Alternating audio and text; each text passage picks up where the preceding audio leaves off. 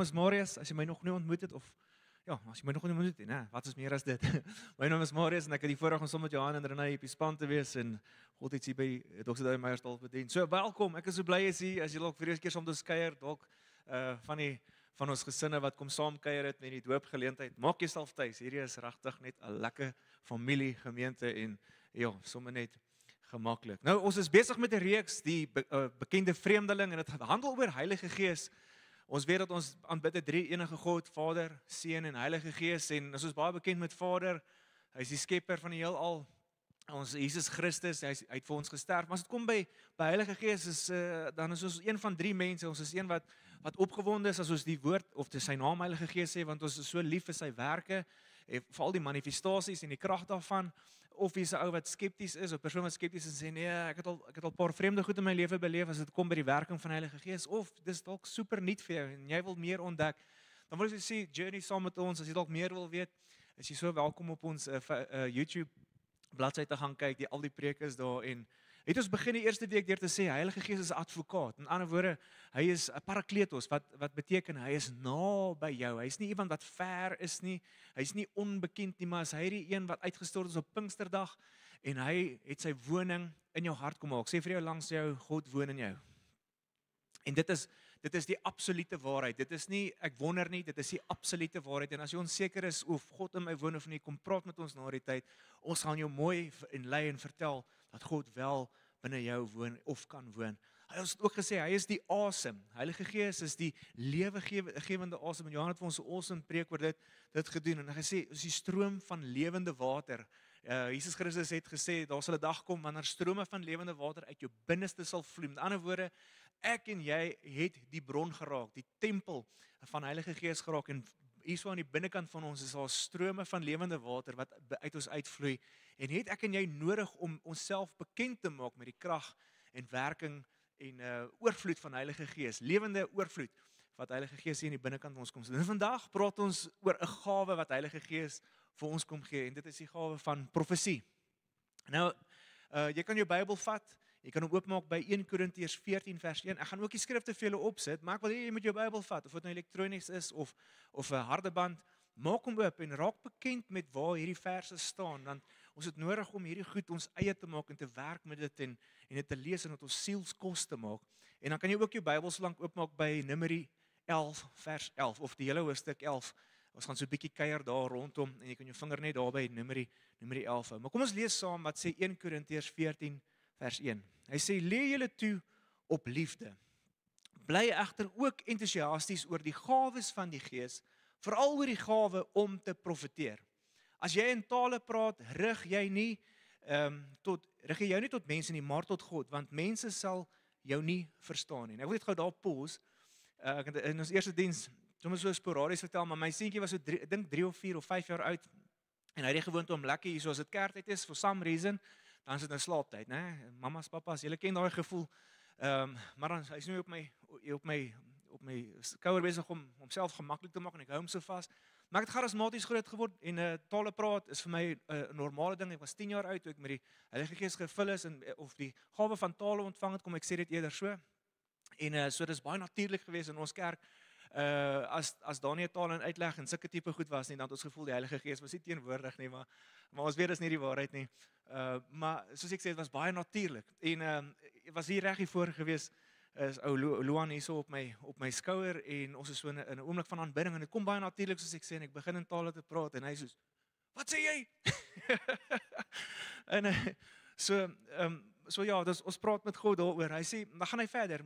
Deur die werking van Gees praat jy immers diep onbegryplike dinge, soos Luan het dit nie verstaan nie. Maar as jy profeteer, bou jou woorde mense op en bemoedig en vertroos hulle. Hulle bemoedig en vertroos. So daai vers 3 is iets wat jy in jou hart moet kom hou en altyd in gedagte moet hou wanneer ek en jy praat oor die gawe van profesie.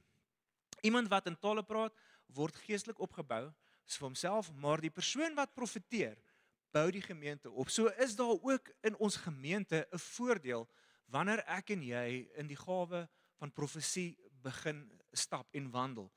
En wil ek regtig hê jy moet dit kom koester in jou hart, daai 2 verse, dis om te bemou, om op te bou, te bemoedig en te vertroos en dan ook die opbouing van ons gemeente. Dis nie net vir jouself nie, dis vir ander mense. Nou, wanneer ek hierdie woord profesie noem, of die woord profeet, dan kom daar dalk verskillende gedagtes by jou op. En dit kan ook een wees soos die, van as jy die Ou Testament lees, as kind, het jy baie gesê, Here, kom praat met my, en dan maak jy die Bybel oop, jy maak hom sommer net oop en begin te lees, dan beval jy op een van hierdie profetiese boeke, waar dit net doom en gloom is. En Jeremia was een van daai ouens, die Here het hom nogal gebruik om met Israel te praat, en sê, hoorie, gaan praat met die volk. Hulle het nodig om hulle saak met my reg te maak, anders gaan dit met hulle baie sleg gaan. In ander woorde, hulle gaan die vrug van hulle keuses pluk.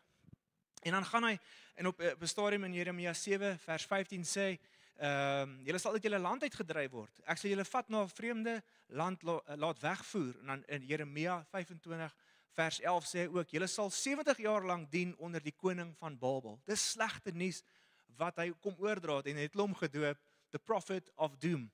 En nou hou net in gedagte dat God het hom gebruik, en hy het nie noodwendig altyd daarvan hou om hierdie nuus oor te dra nie, en was God se hart altyd as waarskuwing en met die hoop dat mense sou bekeer, mense hulle self weer kom belyn met God se wil vir hulle lewe. Maar hier in Numeri, die boek van Numeri in hoofstuk 11 sien ons iets anders gebeur. Dis nie 'n profetiese woord wat noodwendig gegaan het oor turn or burn nie. Maar hier is Moses, die volk is uit die land Egipte uit, en hulle begin te murmureer oor, Here, ons het nie vleis nie.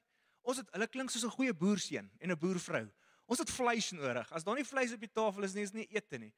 En is hulle besig om hulle maat te vul met manna, nou hulle het die goed gemeng, en met olie gebak, en allerhande goed gedoen, en die een skrif, toe ek dit nou lees, laat my dink aan vetkoek. So ek sou nie omgegee met vetkoek dit, maar ja, 'n vetkoek en mins is net beter, né? Dis boere troos. En soek hulle vleis, wil hulle vleis hê.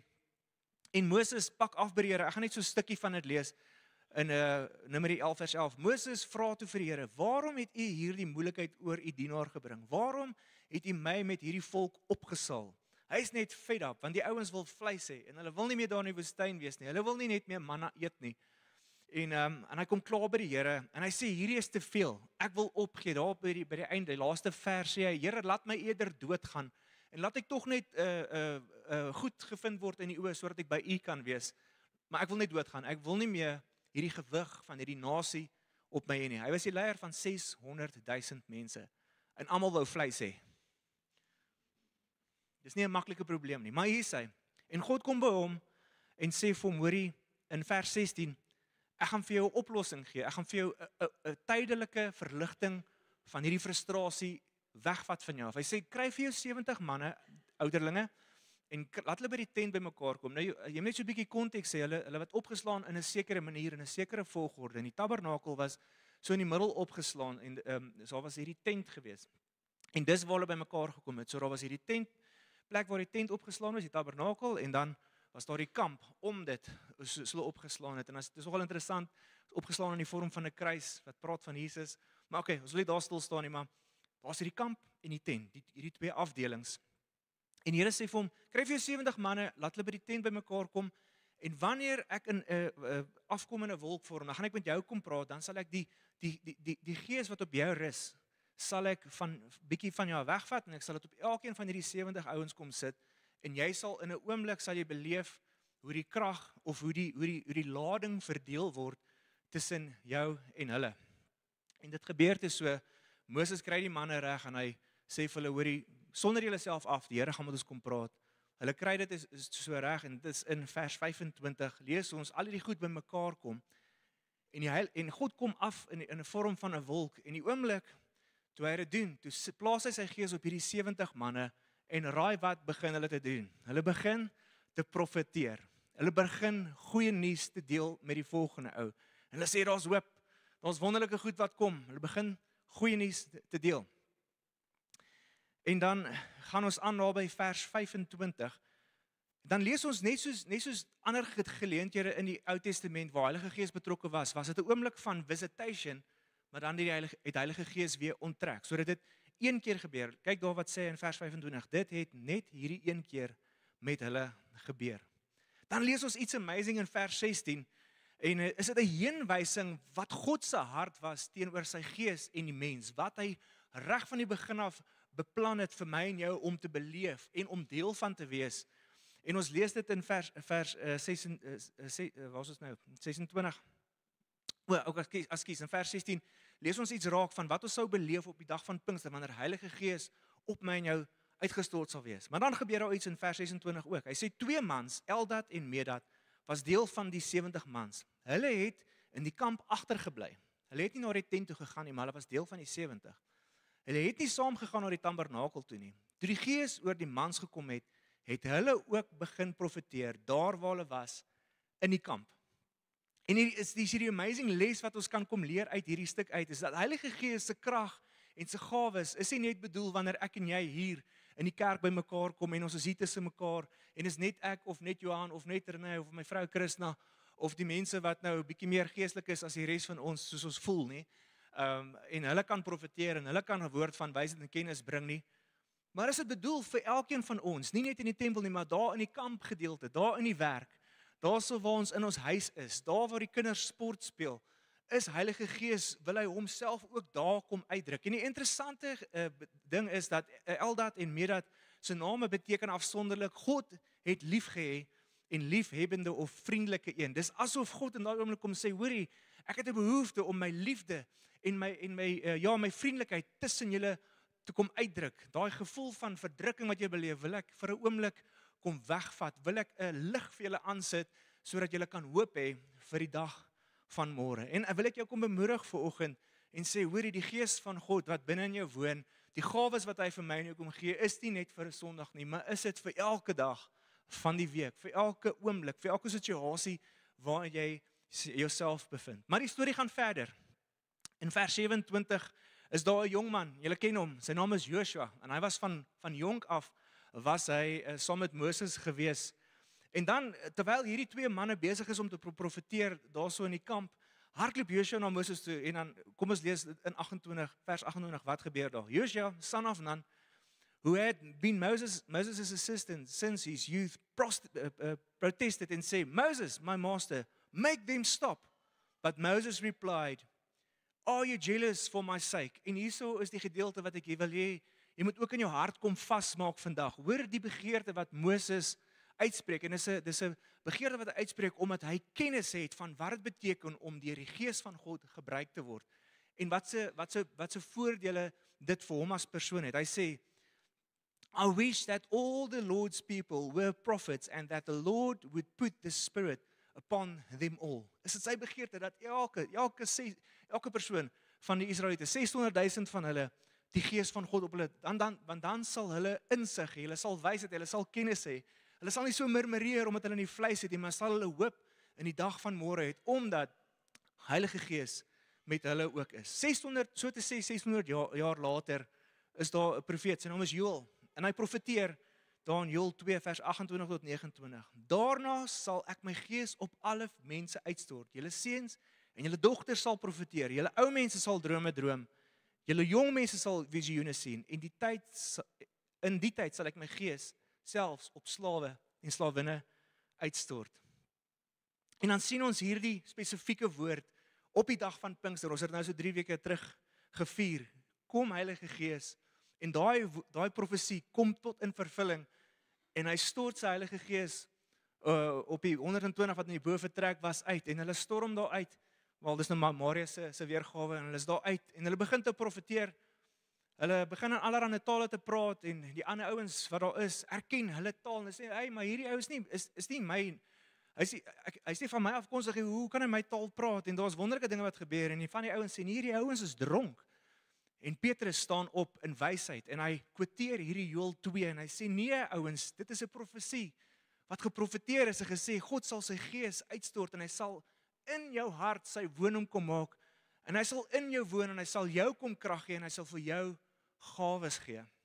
Nou kom ons gaan 'n bietjie verder, nou is ons terug by 1 Korintiërs 14, en hier kom Paulus, en hy het dieselfde begeerte as Moses. Hy sê, in vers 5, sê hy, ek sou bly wees as almal van julle in tale praat, maar nog blyer as julle sou profeteer.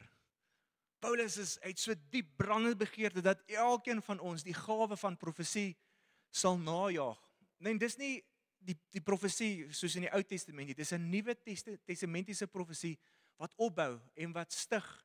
En ons het die woord in die eerste diens gebruik wat 'n lig vir jou kom aansit of 'n lig vir die volgende persoon kom aansit. Wanneer hulle down and out is, wanneer hulle nie meer weet wat om môre te doen nie, dan stap jy as ligdraer van God in daai persoon se lewe en jy begin te profeteer en jy begin hoop en jy begin lewe in daai persoon se lewe in te spreek, omdat jy Marius is of omdat jy Johan of Renée of Krishna is, nee, maar omdat die God van die heelal gekies het om in jou binneste te kom bly en daai stroom van lewende water in jou is en hy alleen in en deur jou kan werk, sodat die volgende ou kan weet daar is hoop en lig aan die einde van die dag. Amen.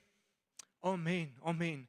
Nou is die vraag, Marius, Paulus sê almal, sluit dit my in. Hoekom ervaar ek en sien ek nie die krag en werking van Heilige Gees dan in my lewe nie? Dan wil ek jou kom bemoedig vanoggend en ek het vir Jana gevra of sy asseblief net haar testimonie met ons kan kom deel, want as die Here dan deur iemand eenvoudig soos Marius kan werk en iemand eenvoudig soos Jana kan werk, dan kan hy mos nou deur jou ook werk. So Jana, deel met ons jou storie. Dankie Marius. My pa het seker so 3 weke terug het hy 'n hartaanval gehad en hy is toe nou hospitaal toe en later het hulle 'n hartomleiding gedoen. Ek het toe nou van die oggend 8:00 ons gesin het buite die teater gesit en gebid vir hom en regtig net ingetree. Die aand, dit was die oggend 8:00, die aand 8:00 is hy toe nou uit teater uitgestoot en die chirurg sê ons kan ingaan en net vir hom gaan sê, hallo gaan sê. Hy was op daai stadium nou nog op 'n ventilator en ek het net ervaar in my vlees is ek so uitgeput. Ek was so moeg. Ons het heeldag daar buite gesit. Ek het regtig nie sterk gevoel op daai oomblik nie. En soos wat ons toe nou ingaan en langs sy bed vir hom gaan sê, ons is so lief vir hom, ons is so dankbaar die operasie het goed gegaan. Kry ek in daai oomblik net 'n ongelooflike liefde vir die suster wat die nag oor hom sou waghou en kyk laat sy stats goed lyk en sy bloedsuurstofvlakke goed lyk en sy hart mooi aaneenlopend klop. En dit was vir my 'n storie wat so in my hart kom lê het, want dis presies wat Jesus doen. As ons so besig is met dinge om ons, kom hy en hy kom met sy liefde. Hy kom vul ons harte met 'n liefde vir iemand anders. En ek en my boetie vra of ons vir die susters kan bid. Nou eintlik is dit ongewoon, hulle almal moet by die bed bly wat hulle waghou. En ek ervaar in my gees so hongerte vir Jesus. Almal om ons, in ons werksplekke, ons vriende, langs die sportveld, soos Marius sê, is daar so hongerte vir Jesus se hoop. Ons almal het so begeerte om hom te ervaar, om hom opbouend in ons lewe te kom inspreek. So ek het die voorreg daai aand om die suster te bedien en soos ons vir haar bid, kom daar nog en nog susters, hulle almal wil net so Jesus se liefde ervaar. So die rede hoekom ek hierdie storie vandag met julle deel is soos wat Heilige Gees dit wou gehad het ek nou Johannes 7 vers 38 wat Marius net vroeër oor gepraat het neergeskryf, want Jesus kom maak dit vir my so duidelik as hy sê, he who believes in me, who cleaves to and trusts in and relies on me, as the scripture has said, from his innermost being shall flow continuously springs and rivers of living water. Jesus wil nie hê ons moet soos 'n dam wees nie. Hy wil nie hê ons moet net kom sit en opvang en opvang en opvang nie. So baie soos wat ons kos kry in die kerk, wil hy hê ons moet vloei soos riviere. Ons moet uitvloei in 'n droë wêreld waar daar so behoefte is aan Jesus se liefde en hoop. En dan wil ek net 2 vrae wat ek my altyd afvra is in 'n situasie, Jesus kom gebruik my, en die tweede vraag is, Jesus, wat wil u sê vir hierdie persoon? En dan kom Jesus en hy kom wys vir ons 'n beeld. Baie keer as mens vir iemand bid, dan voel jy, "Sjoe, ek het ook gebede wat beantwoord moet word. Ek wag en ek staan ook in vertroue vir gebede om beantwoord te word." Maar Jesus kom wys baie keer vir mense beeld vir daai persoon wat vir hulle sin maak en nie altyd vir ons nie. So dan bevestig Jesus in hulle hart en Jesus kom stuur in hulle hart dit wat 'n vraag is en is altyd opbouend, dit versterk en dit bemoedig. Die laaste vers wat ek wil lees is Efesiërs 1 vers 18.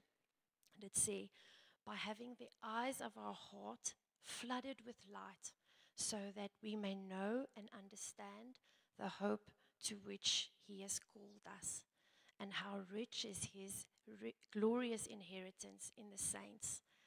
Mag ons ook gaan uitdra, gaan riviere wees vir ander mense, en daai hoop, daai lig, Jesus Maria sê, daai eyes of our heart flooded with light, mag ons ander mense se oë van hulle harte kom aanskakel, en dat hulle daai hoop glo, ja, wat Jesus in ons wakker kom maak het. Dankie, Marius. Ons gee vir hulle lekker 'n klap. Jana is mal oor die kollig natuurlik, weet jy. Maar dankie vir gehoorsaam met Janie, Jana, ekskuus. So, hoe lyk hierdie woord van profesie in werklikheid? Hoe kan ek en jy as ons dan nou hoor, Paulus begeer dit vir my en jou dat die gawe van profesie deur ons elkeen moet werk. Met ander woorde, instap vir onsself in 'n situasie, eerste by ons huisgesin, in ons werksplek, in ons community, en tussen vriende en familie, langs die sportveld. Ek het dit nou almal genoem. Hoe lyk dit wanneer ek 'n angs, ons noem dit 'n unction, van Heilige Gees hier in jou binneste ervaar en sê, hoor jy, ek weet ek moet nou iets doen. Net so getuienis, ons sit by ons manneaand, by ons Kingsman, die disipelskapgroep, het ons so 2 weke terug, het ons daai groep Amerikaners hier so by ons gehad, wat op Pinksteraand hier so was, en hulle het net ons manne kom help, baie van die manne wat daar sit, het nog nooit so iets gedoen nie, so dat ons net kom help en 'n oomblik fasiliteer, waar ons die stem van die Here kan hoor, en ek kan identifiseer, hoe klink God se stem, en toe moes hulle dan vir mekaar hierdie woord wat God vir ons kom gee, dan nou gee. En hierdie ouens daar vir die eerste keer gesit en luister en kom hoor hoe klink God se stem, wat is hierdie gevoel van, is dit 'n prentjie en al die goed, maar die eerste ding wat ek en jy kan doen is om in praktyk is om seker te maak dat ek en jy weet hoe klink God se stem vir jou, en ek moet uitvind hoe klink God se stem vir my. Want baie van julle wat hier sit, en ek het op 'n stadium so gedink, is dat ek kan nie God se stem hoor nie. Is dit die duiwel se stem? Is dit my stem? Is dit my gedagtes? Hoe werk dit? Maar wil ek jou kom bemoedig en deur te sê, dis wanneer ek weet dat ons my vrou my bel, behalwe vir die caller ID, né? En die vroeër dae het jy opgetel en dan het jy iemand se stem. Onthou jy die ou telefone, as jy hom opgetel het daar in die huis, jy het geluister, wie is die ou aan die ander kant, en meeste van die kere kon jy agterkom wie is daar, as jy 'n goeie verhouding gehad het, en dit is hoe jy God se stem leer ken, is wanneer jy die woord vat. Onthou, wanneer jy die Bybel vat, is dit nie net 'n dooie letter nie, maar wanneer jy dit lees, ontdek jy 'n persoon. Sy naam is Jesus Christus.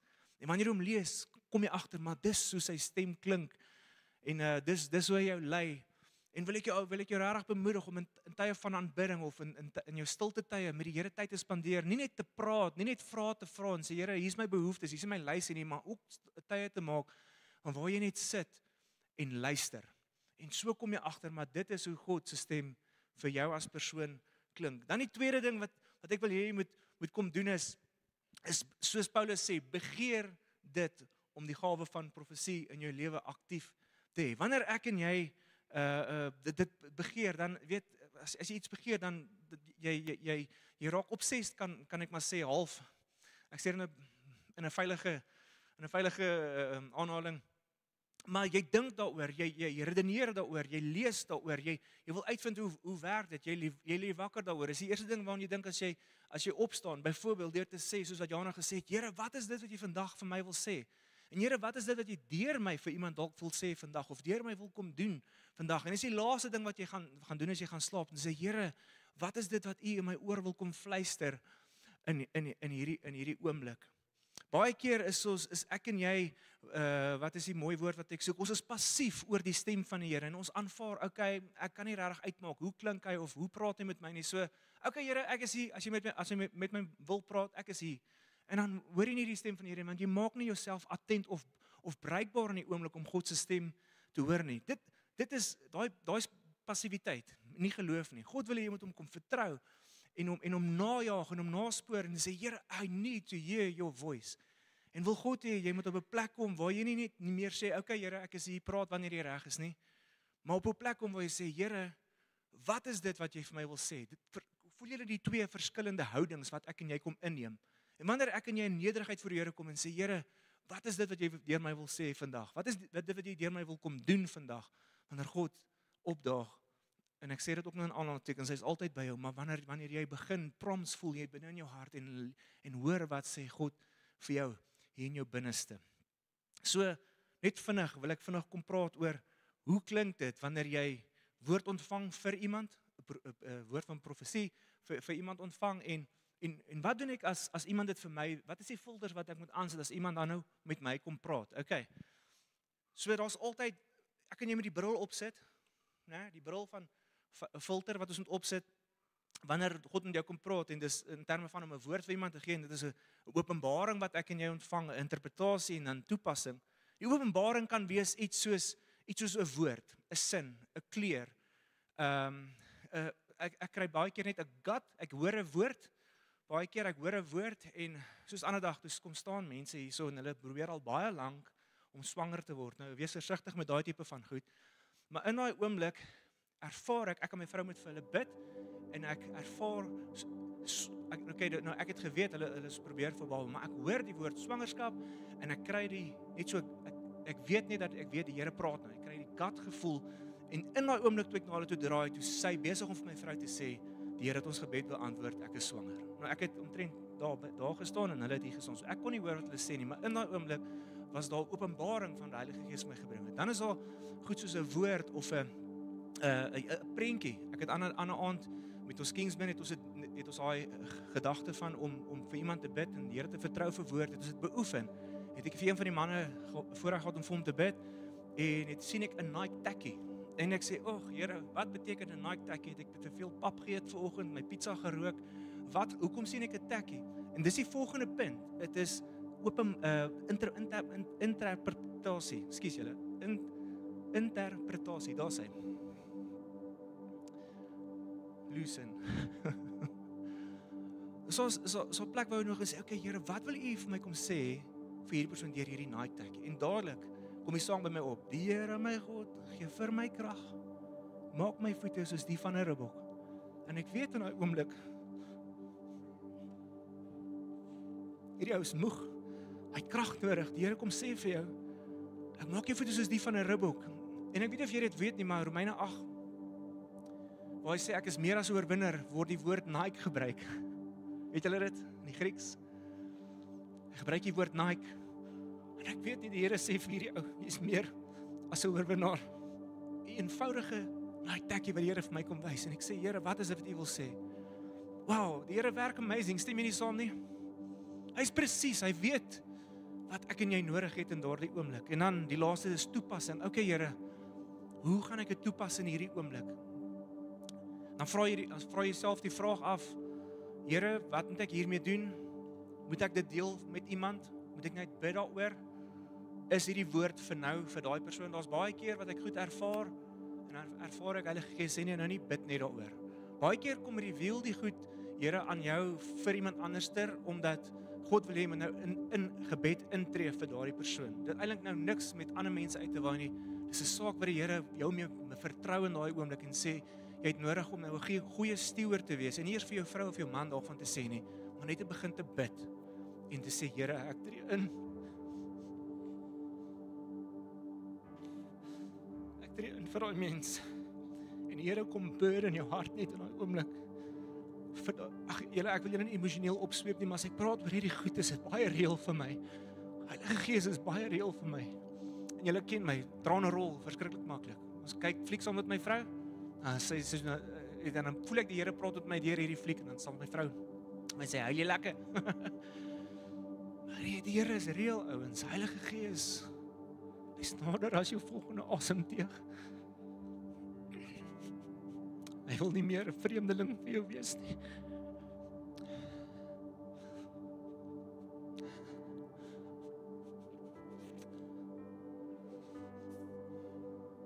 Maak jy oor toe daar waar jy sit.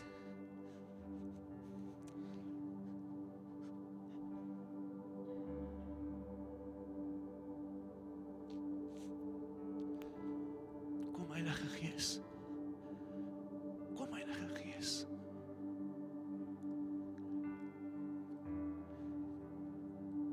Kom na my toe, almal wat moeg en oorlaai is. Ek sal vir jou rus gee. Ek sal vir jou rus gee. Bly net so in aanbidding. Kan jy oor toe hou en wanneer iemand dan vir jou woord kom gee, dan vra jy die volgende vraag. Is hierdie woord opbouend? Is dit bemoedigend? Is dit vertroostend? Dis 1 Korintiërs 14. Wys dit my na Jesus. Is Jesus besig om geopenbaar te word aan my in hierdie oomblik? Want dit is wat nou gebeur in hierdie oomblik. Heilige Gees is besig om Jesus aan jou te kom openbaar. Daar's 'n leemtes in jou lewe, daar's dalk 'n soeke na iets, 'n antwoord wat jy na opsoek is, dalk as jy's moeg en oorlaai. En Heilige Gees kom wys jou na die lig. En dis wat Heilige Gees nou doen in hierdie oomblik. Hy kom wys jou Jesus, die wat in die kruis vir jou gehang het en gesê ek het jou so lief dat ek my lewe vir jou sal gee aan die kruis. Dis wat Heilige Gees kom doen, hy kom vat jou na 'n plek van oorwinning, en maak nie saak waardeur jy gaan nie. Hy kom wys jou die lig, Jesus Christus, God die Vader. So vanoggend, terwyl jy oor toe is, en Heilige Gees jou sommer net bedien, daar waar jy sit, as jy begeer om te sê, Here, ek wil hierdie gawe van profesie in my lewe hê, ek wil 'n lig wees vir ander. Ek stel myself vanoggend beskikbaar om deur U gebruik te word. Dan wil ek jou terugvat na die begin van 1 Korintiërs 14. Hy sê, lê jou toe op die liefde. Is om lief te hê soos wat Jesus lief het. Liefde is dit wat hierdie gawes wat God die Vader, God die Seun, God die Heilige Gees vir ons bring, is 'n kokon wat al hierdie gawes kom vashou, en dit is die kokon van liefde. Ons kan allerlei goed doen en preek dat die spoegspad en al hierdie goed, maar as daar nie liefde daarin is nie, dan beteken dit niks. En as ek en jy toelaat dat God deur my en deur jou iemand kan kom lief hê, dis soos wat Jana nou gesê het, terwyl sy daar staan langs haar pa se siekbed, ontdek sy soveel liefde vir die persoon wat na haar pa se omsien. Daar's 'n koneksie, 'n burden wat die Heilige Gees in haar hart kom sit het. En as jy wil hê dat die Here deur jou moet kom werk, vra Heilige Gees om jou te lei om iemand lief te hê, soos wat hy jou lief het. Dis die begin en dis die einde van enige geestelike gawe wat daar is in die woord van God. Maar nou wil ek nie toelaat dat Heilige Gees elke persoon kom bedien wat vanoggend hier sit.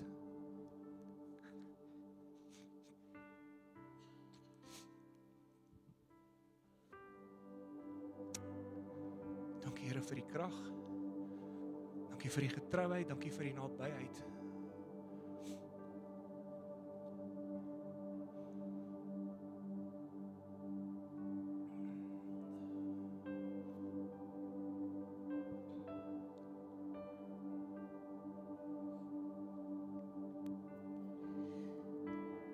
Woensdag aand by ons Connect groep, toe luister ons na 'n liedjie van Retief Burger, wat sê, kom Heilige Gees, kom.